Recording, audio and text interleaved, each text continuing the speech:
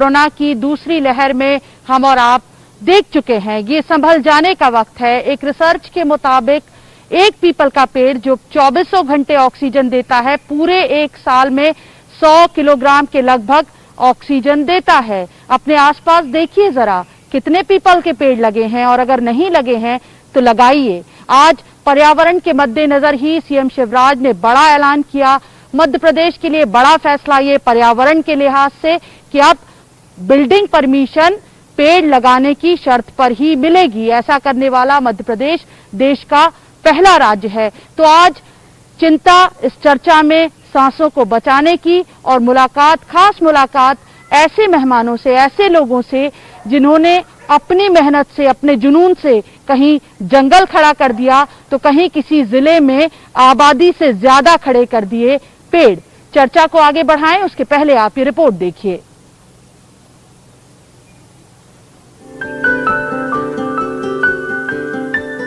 MP देश का पहला राज्य जहां बिल्डिंग परमिशन के लिए पेड़ लगाना, पौधा लगाना अनिवार्य होगा। नगर निगम से लेकर नगर पालिका, नगर पंचायत और पंचायत स्तर तक ये नियम लागू होगा। विश्व पर्यावरण दिवस के मौके पर सीएम शिवराज ने ये घोषणा की है। बिल्डिंग परमिशन के साथ ये शर्त अनिवार्य की जाएगी कि वो पेड़ लगाएंगे ही। आपको मकान बनाना तो पेड़ लगाने की शर्त, बिल्डिंग परमिशन के साथ। कोई बड़ा काम नहीं है, मकान बना रहे भैया पेड़ लगाओ, मकान में जगह, मकान के अगल बगल में लगाओ। इनके जगह नहीं है तो नगर निगम, नगर पालिका के पार्क में, पंचायत, स्कूल भवन, जहां भी जगह लगाओ। और ये नगर निगम, नगर पालिका, नगर पंचायत में तो होगी। हम पंचायतों को भी कहेंगे गांव में भी मकान बने तो एक पेड़ अनिवार्य। अब आपको मिलवाते हैं उन लोगों से जिन्होंने पर्यावरण के अभियान में अपने हाथ जगन्नाथ बनाए। बैतूल जिले की आबादी से 3 गुना ज्यादा पौधे, ये ग्रीन टाइगर्स की कुल 2 साल की मेहनत का नतीजा है। ग्रीन टाइगर्स ने पूरे बैतूल में 30,000 से ज्यादा पेड़ लगाए, जिसमें से 19,500 पेड़ जीवित हैं। इसमें भी इस बात का ख्याल रखा गया कि ऑक्सीजन देने वाले पौधों की तादाद ज्यादा रहे। अलग अलग पेशे से जुड़े लोगों का लक्ष्य एक ही, बैतूल में ज्यादा से ज्यादा हरियाली और भरपूर ऑक्सीजन हो। इसकी स्थापना जो हम लोगों के द्वारा की गई थी, सारे युवाओं के द्वारा, उसका मुख्य उद्देश्य था बढ़ता तापमान। और हम लोगों का उद्देश्य है कि पूरे ज़िले में जो हमारा गौरव है, हम सतपुड़ा की वादियों के हृदय स्थली कहलाते हैं, उसको बचाने के लिए, उसे संजोने के लिए और उसको अमर रखने के लिए हम लोगों का ये उद्देश्य हम लोगों ने चालू किया है, जो भविष्य में बैतूल ज़िले की सारी जनसंख्या का कम से कम 2 गुना पौधा हम रोपित करके उसे पाल पोस के बड़ा भी करेंगे। झाबुआ जिले का बरबीट गांव, इस गांव में रहते हैं ट्रीमैन। ये जो हरियाली आप देख रहे हैं ना, ये बद्रीलाल पाटीदार यानी ट्रीमैन की कई बरसों की मेहनत का नतीजा है। ट्रीमैन की सुबह ही उन पौधों को दुलार और संभाल से होती है।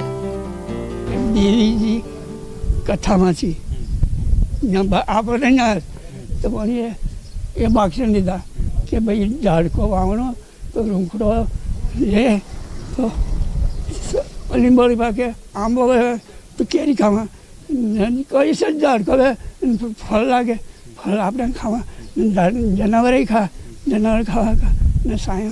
अब जो है तो पानी पड़ा तो झाड़ के बैठे भी जावा तो बाहर खाने, ठंड पड़े तो कम बार खाए, ठंड पड़े तो इनसे झाड़ का में वो जरूरी। खंडवा जिले में पर्यावरण बचाने की ये पहल भी काबिले गौर। वैक्सीन लगवाइए और साथ ही पौधा लेकर जाइए। खंडवा के एंजल प्लेनेट वैक्सीनेशन सेंटर की तस्वीर है ये। यहाँ वैक्सीनेशन के बाद व्यक्ति को एक एक पौधा सौंपा जा रहा है। जिला प्रशासन की पहल पर हुई ये शुरुआत का मकसद ये कि सांसें हर हाल में बनी रहें।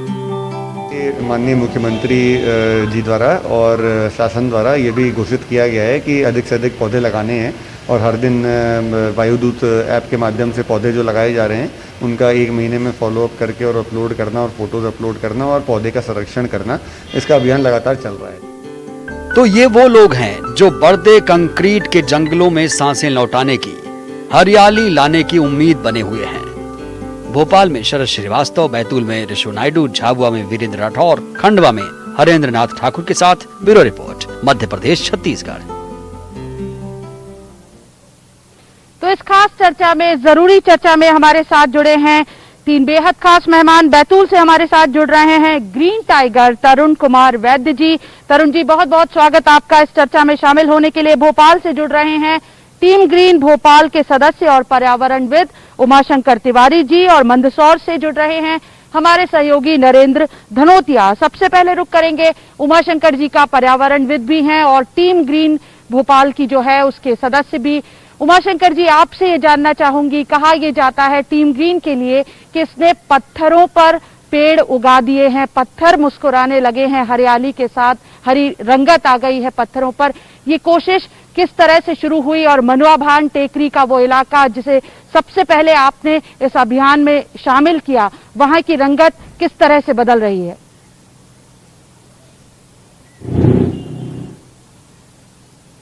मनुआभान पे जो मनोज गौर जी और अन्य टीम लगी हुई है, और हमारा ये अभी बाग मोगालिया कटारा तरफ जो हमारा कार्यक्रम है लगातार 20 साल से इसमें चल रहा है।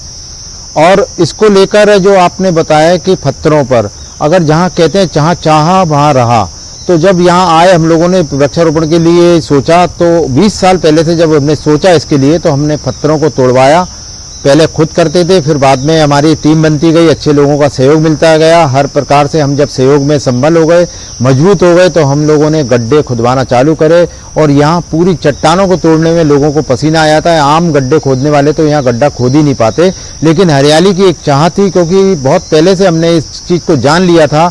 और जो उससे हमसे बहुत अच्छे लोगों ने ये बार बार बोला है कि प्रकृति का नुकसान जो हो रहा है, अगर उसको हमने नहीं संभाला तो हमें कई प्रकार के जो नुकसान होंगे वो हमारे सामने आएंगे। और लगभग 2000 में जब पढ़ा करते थे, 2025 और 2022-23 तक बहुत परेशानी आना शुरू होंगी, लेकिन 2020 में ही हमें वो दिख गई। कोरोना के रूप में जो भयानक त्रासदी आई, और अभी दूसरी लहर ने तो लोगों को हिला के रख दिया और लोगों को ये बता दिया कि प्रकृति का हम जो नुकसान कर रहे हैं, नदी तालाब और पेड़ों को जो हम नुकसान पहुंचा रहे हैं, उसका खामियाजा कहीं ना कहीं आम इंसान जीवन को पड़ रहा है, और उसके साथ पशु पक्षी भी प्रभावित हो रहे हैं। हमने अपने इंसान ने रहने के लिए, विकास के लिए जो पेड़ों का नाश करा, जिस प्रकार से पेड़ों को काटा गया, उस प्रकार से पेड़ लगाए नहीं गए। कागजों पे हालांकि ये जो खामियाजा है वो भुगता है लोगों ने। मैं आपसे जानना ये चाहती हूँ कि आपकी टीम जो है, जो ग्रीन टीम है, वो इंस्पिरेशन बन सके दूसरे जिलों के लिए।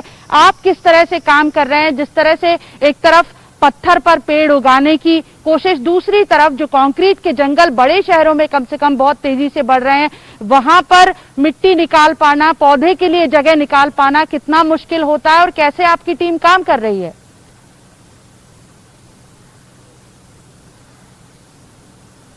होती है उसके लिए मैंने बोला एक अच्छा सोच पहले लाना होता है, और हर जगह सरकार कुछ कर ले ये भी नहीं हमें देखना चाहिए। सरकार से जो मदद मिल सकती है या संबंधित नगर निगम से मदद मिल सकती है वो मिलने लगती है। अगर हम काम अच्छा करने लगते हैं तो कहीं ना कहीं अच्छे लोग